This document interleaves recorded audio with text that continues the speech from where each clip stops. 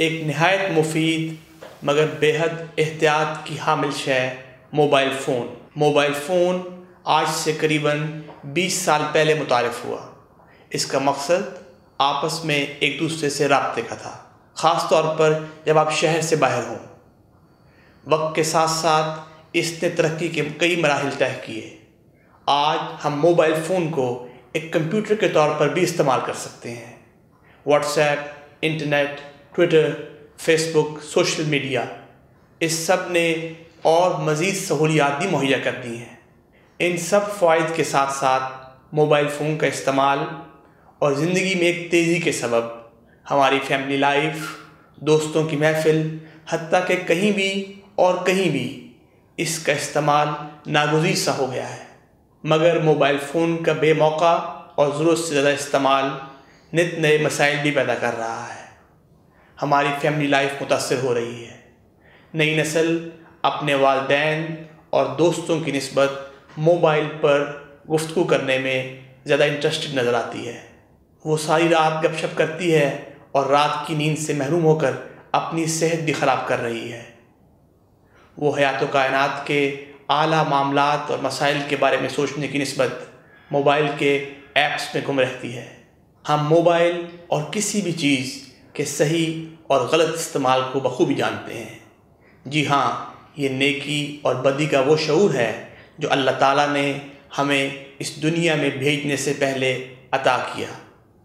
ये शऊर किसी भी नस्ल, मज़हब और रंग में यकसां है।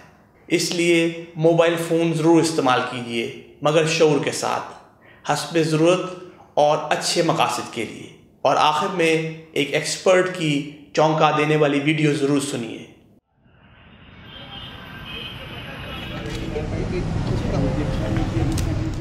I'm here with disturbing news about our favorite gadgets, cell phones, tablets, Wi-Fi, etc. Putting it bluntly, they are damaging the living cells in our bodies and killing many of us prematurely. I'm Dr. Martin Blank from the Department of Physiology and Cellular Biophysics at Columbia University. It is distressing for me and more than 160 colleagues who today are petitioning the United Nations requesting that they address this problem. We are scientists and engineers, and I am here to tell you we have created something that is harming us, and it is getting out of control. Before Edison's light bulb, there was very little electromagnetic radiation in our environment. The levels today are very many times higher than natural background levels and are growing rapidly because of all the new devices that emit this radiation. An example that a lot of us have in our pockets right now is the cell phone. One study shows that as cell phone usage has spread widely, the incidence of fatal brain cancer in younger people has more than tripled. We are putting cellular antennas on residential buildings and on top of hospitals where people are trying to get well. Wireless utility meters and cell towers are blanketing our neighborhoods with radiation.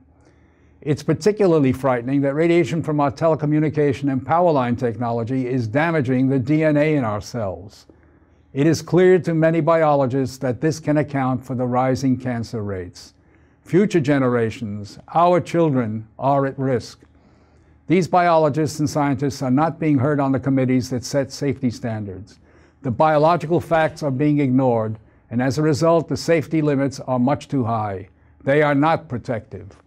More protection will probably result from full disclosure of possible conflicts of interest between regulators and industry. Rising exposure to electromagnetic radiation is a global problem.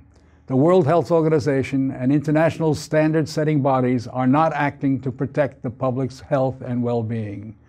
International exposure guidelines for electromagnetic fields must be strengthened to reflect the reality of their impact on our bodies, and in particular, on our DNA. Although we are still in the midst of a great technological transformation, the time to deal with the harmful biological and health effects is long overdue.